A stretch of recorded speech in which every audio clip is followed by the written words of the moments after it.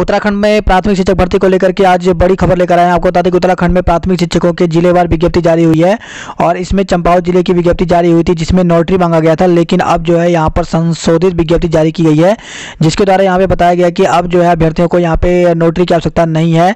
तो देख सकते हैं इस प्रकार से यहाँ पर दिनांक 5/12/2020 के न्यूज़पेपर में छपा हुआ है विज्ञप्ति संशोधन, और यहाँ पर दिया गया है कि जिला शिक्षा अधिकारी प्रारंभिक शिक्षा चंपावत के पत्रांक संख्या जो कि यहाँ पे दिया गया दिनांक 1/12/2020 द्वारा सहायक अध्यापक ग्रेड 3 वेतन जो कि यहाँ पे दिया गया लेवल 6 के पदों पर नियुक्ति हेतु पात्र अभ्यर्थियों से आवेदन पत्र आमंत्रित किए गए थे के क्रम में आवेदन पत्र के प्रारूप में बिंदु संख्या 16 एवं अनुबंध पत्र में शपथ पत्र नोटरी से सत्यापित मांगा गया था को संशोधित किया जाता है। उक्त शपथ पत्र नोटरी के स्थान पर अभ्यर्थी द्वारा स्वयं प्रस्तुत किया जाए से शर्तें यथावत रहेंगी। तो आपको बता दें कि अन्य जिलों में भी यहाँ पे वैकेंसी निकली हुई है 8 से 9 जिलों में, लेकिन उसमें किसी में भी नोटरी नहीं मांगा गया था, केवल चंपावत जिले में मांगा गया था। अब जो है चंपावत जिले में भी इसको संशोधन कर दिया गया है। तो अब अगर आप फॉर्म भर रहे हैं तो आपको इसकी आवश्यकता नहीं है, आप नोटरी ना बनवाएं और जैसे आपने अन्य जिलों के फॉर्म भर करके भेजे हैं उसी प्रकार से चंपावत जिले का भी फॉर्म भर करके आप भेज सकते हैं। रिटायर होने वाले शिक्षकों के पद भी भर्ती में शामिल किए गए हैं। तो उत्तराखंड में 2031 पदों पर उत्तराखंड में अब तक बेसिक शिक्षक भर्ती की विज्ञप्ति जारी हो गई है।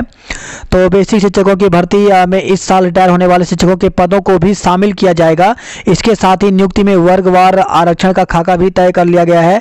रिटायर होने वाले शिक्षकों के पदों को भी भर्ती में शामिल करने से नई भर्ती में पदों की संख्या और बढ़ सकती है। तो आपको बता दें कि अभी तक 2031 पदों पर यहाँ पे वैकेंसी निकल गई है, लेकिन इसके बाद जो है आने वाले समय में यानी कुछ दिनों में इन पदों को और बढ़ाया जा सकता है।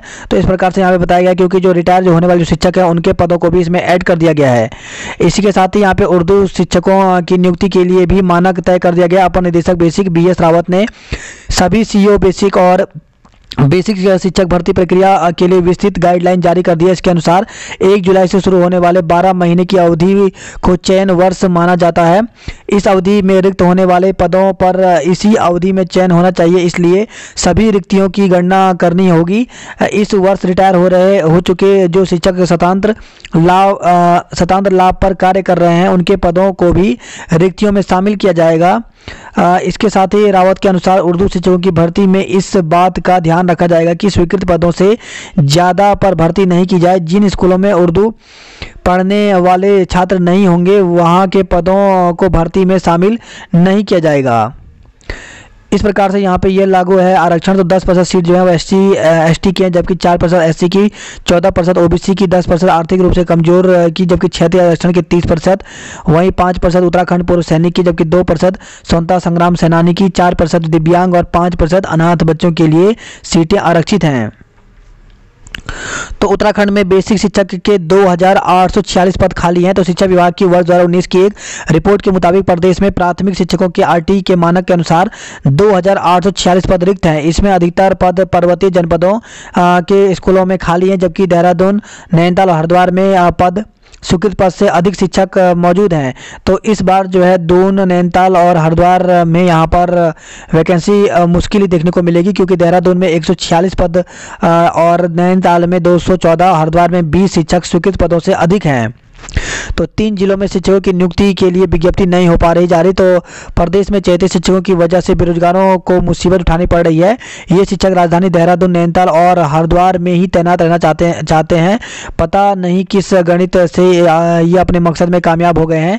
इन 3 जिलों में शिक्षकों की संख्या जरूरत से ज़्यादा हो गई है, जबकि अन्य जिलों में जरूरत से कम शिक्षक भर्ती में बेरोजगार इन जिलों के लिए आवेदन भी नहीं कर पा रहे हैं, उन्हें दूसरे जिलों में आवेदन करना पड़ रहा है।